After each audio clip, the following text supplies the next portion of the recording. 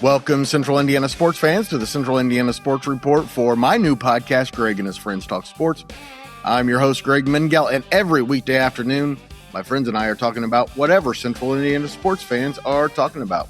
Coming up today, Wednesday, April 8, 2026, I'm joined here momentarily by Tipton Tribune and Elwood Call Leader sports editor Michelle Garmon to discuss a Pacers much-needed loss, IU men and women losing everyone to the dreaded transfer portal. The Reds win again in dramatic fashion in Miami. The Fever have made their intentions clear as far as Kelsey Mitchell and Lexie Hull go, and IU baseball beat Ball State. Before we get to all of that, I want to let you know what's going on at the Central Indiana Sports Report. We released an IU report with Mike Hutzel and Grant Schaus late Tuesday night discussing the transfer portal and, of course, some spring football. We will also have a Purdue report with Jake Dunn later today discussing the same thing. We also had a Fever report with John Robertson and my upcoming guest, Michelle Garmon, on Sunday, and a Pacers report with Mike Rich on Monday, and we'll do that all again this weekend. Thank you so much for joining us. Don't forget, my friends and I will be back tomorrow.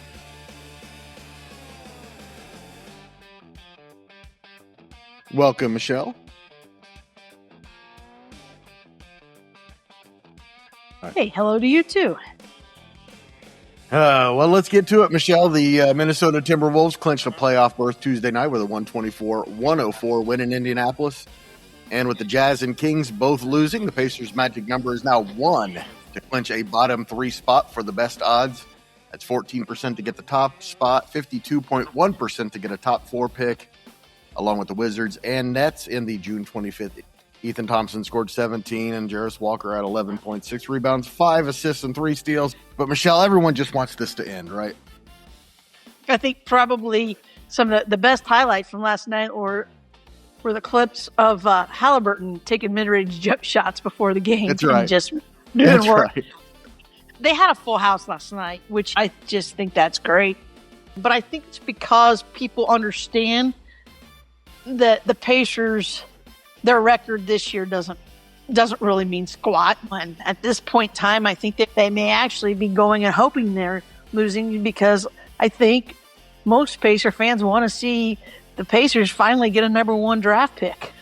It would be incredible. It would change the future of this franchise for sure. Pacers head coach Rick Carlisle announced after the game that he will not be in attendance for the next 2 Pacers game in Brooklyn on Thursday and at home against Philadelphia on Friday. He'll return for the regular season finale at home against Detroit. He'll be attending an event for his daughter. Lloyd Pierce will act as head coach, and you can't do much better for an assistant coach than that. The college basketball transfer portal has gone insane. Josiah Miles, Josh Harris, Josh Drake, and Alexa Ristich all leaving IU. Kokomo's Flory Badunga is leaving Kansas. Carmel's Sam Orme will leave Belmont. Fisher's Jalen Harrison and Penn's Marcus Burton are both leaving Notre Dame. And Jeffersonville's Trey Singleton and Ben Davis's KJ Wyndham both exiting Northwestern. Former IU target John Blackwell is leaving Wisconsin. And speaking of IU, Michelle, rumors have Darren DeVries and the Hoosiers showing interested in Duke transfer Darren Harris and Wake Forest transfer Juke Harris. Burton and Harrelson as well, along with South Alabama's Adam Olson. And apparently priority walk-on Aaron Fine will return to. No other Purdue news so far. The best player I've seen so far in the portal is Oregon's Jackson Shelstead. And Michelle, this is just crazy. It's getting crazier by the year. I saw somewhere where over half of the men's college basketball, there are like 5,000 and some players eligible to return next year, and over 2,000, half, have put their names in the portal. It's got to be stopped. I think you had too many parents and too many clueless agents all out there. They're greedy. They want to see what their kid can get instead of thinking about long-term future. It's still about an education. You can make some good money in your 3-4 years in college, but if you don't have that education, you're also going to be, that money might not last a long time. That's right. And IU's and Purdue's women's rosters were completely wrecked by Portal Day. The Hoosiers lost 2 seniors and 6 players to the portal, Michelle. 4 of those portal transfers were expected. Noyan and Caffey are the real surprises. And I saw a tweet from Sydney Parrish, and she said, "Don't let them fool you. It's all about the money." IU also picked up a player from Iowa State. I mean, Iowa State had like 9 players in the portal, including Audie Crooks, who's now rumored to be headed to Oklahoma. But I think that's a good pickup because she's a backup, and at IU, that's what she's going to be used for with the talented freshmen they have coming in. And I look for Terry to pick up 1 or 2 more portal players. Caffey really surprised me. I really thought Noyan, because she came on at the end. And some big news at the NAIA level. Warsaw star Jocelyn Bricker has changed her commitment from Butler to Indiana Wesleyan. So the Wildcats' future very bright on the women's side and the men's side, to be honest with you. We may see more players do what Bricker is doing. Start at the NAIA because it is go play. If you do it right, you can go play 3 years, get a degree, and then if you want, get that experience and playing experience. Then you could always transfer if you want to play a season of D1 instead of maybe not languishing on the bench at D1 or whatever. She wants an education. I think that Warsaw team was tight. She wants a tight team for college too, and I think you'll see some more players do that. The Reds scored twice in the 9th in Miami on a sacrifice fly by Sal Stewart and incredible base running by Ellie De La Cruz. De La Cruz took third on Sal Stewart's fly ball that scored Matt McClain, then scored on Anthony Bender's wild pitch that got about 2 feet away from the catcher, still scored to send the game into extra innings. Then in the 10th, the Reds scored 4 times for their 6th straight win, Michelle. They're now 8-3, their best start since 2011. They're now 5-0 on the road. And for 4 innings, they could not solve Sandy Alcantara, who might be the best pitcher in baseball right now. Andrew Abbott and the bullpen kept them within striking distance. Abbott allowed 2 runs on 6 hits and 5 1/3 innings. Then the bullpen gave up just 1 hit in 4 2/3 innings. Emilio Pagan, who already has 4 saves this year, got the win. Michelle, do you believe? I do believe. I watched the 9th and the 10th innings, and this Reds team is they're finding ways. They're confident right now by winning, and if they can stay healthy, I really think they can make some noise, especially if their arms can stay healthy, because they're going to get too bad. When Lodolo comes back, who's just doing a blister, that'll bolster the staff. And then Hunter Green comes back this summer, and hopefully he has a strong, fresh arm for down the stretch, which would be really great for the Reds. They're pitching. The bullpen, I think, is what's really surprised me. We knew they had good setup and closers, but these middle guys Franco's been really good for them. I had no idea Ashcraft could throw like this. The best thing they did, I think, was make him a reliever. He's got closer stuff for sure.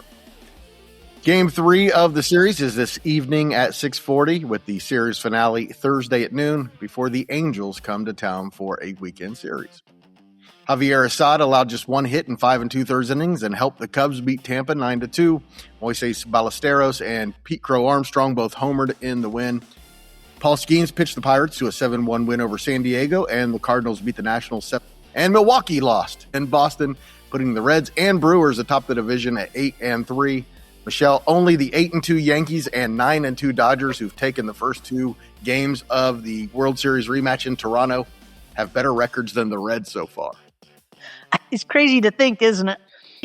I think Tito is a good manager, and I know a lot of Reds fans, fired Tito last year because they expected more. They had a lot of youth last year, and then they had guys coming off injuries and guys on injuries. Too many people are too impatient today. I thought, hey, he got him to the playoffs. Yeah, without any hitting last year. The hitting was so bad, they still got there. I thought he did a great job. Yep. The Indiana Fever extended a core qualifying offer to 2025 MVP finalist Kelsey Mitchell and extended a qualifying offer to restricted free agent Lexie Hull. Both are expected to stay in Indy long term. Training camp opens a week from Sunday. The WNBA draft is this Monday, and Michelle and I will be joined by John Robertson for a Fever Report this weekend. We also broke down the expansion draft on the Fever Report last Sunday. Go check that out. Michelle, expected but good moves. Oh, I think they were going to core Kelsey. I think they also want to reward her for her loyalty. And so by coring her, she's available for that Supermax contract for at least 1 year. But they also don't have to do it. They can also negotiate a multi-year contract. But I do really think they want to give Kelsey some love. So maybe when they negotiate, they'll sign her for Supermax, and then they'll work on a multi-year deal.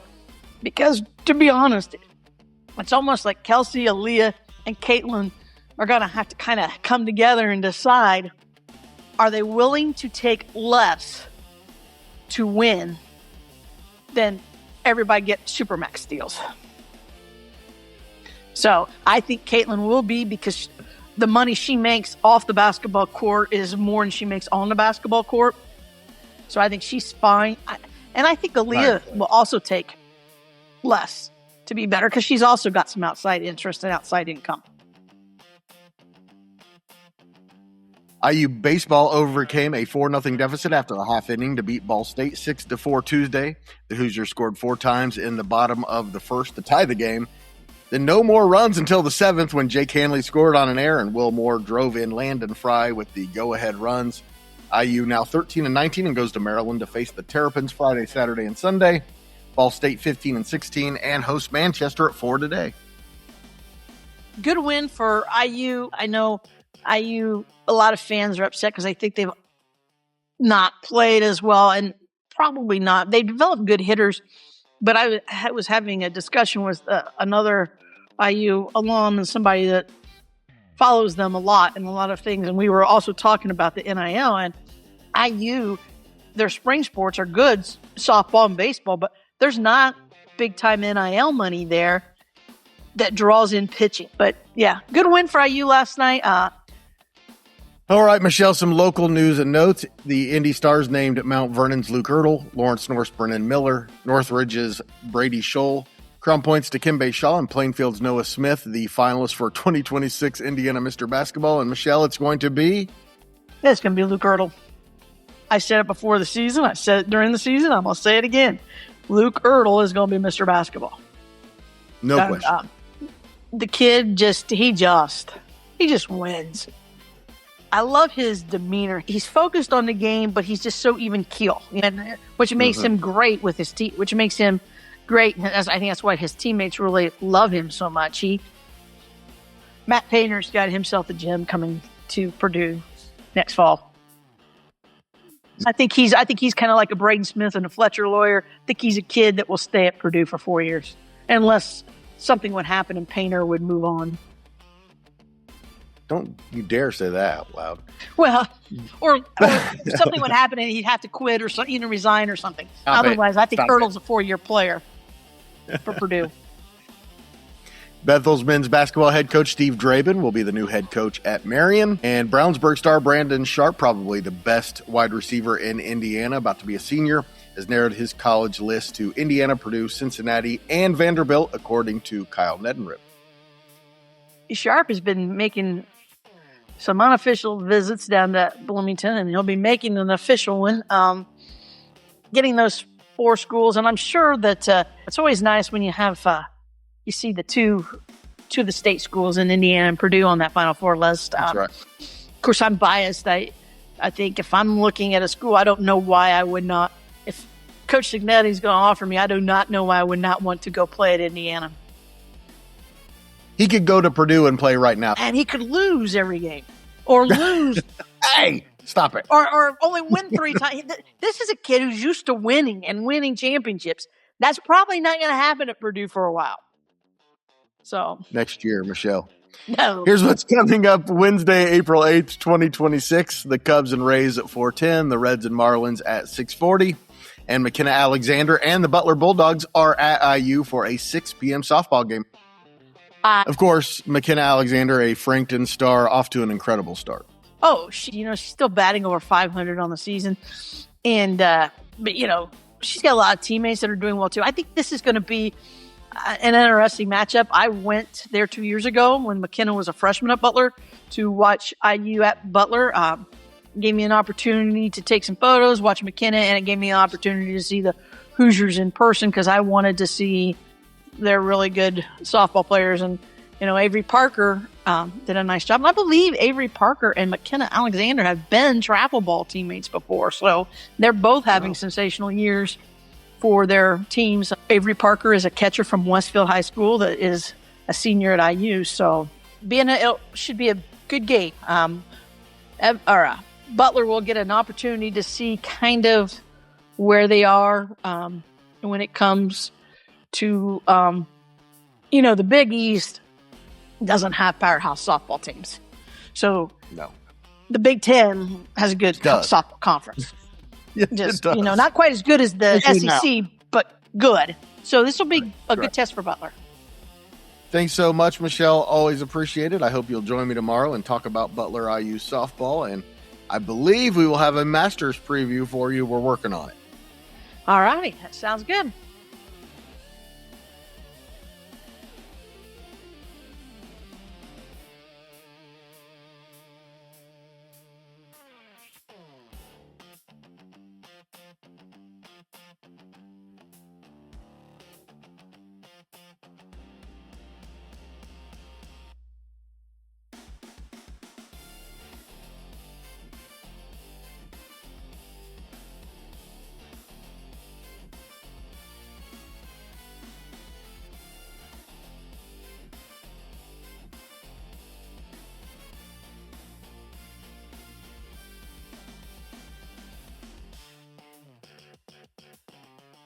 The Central Indiana Sports Report is a product of ITG Media, and I love Susie.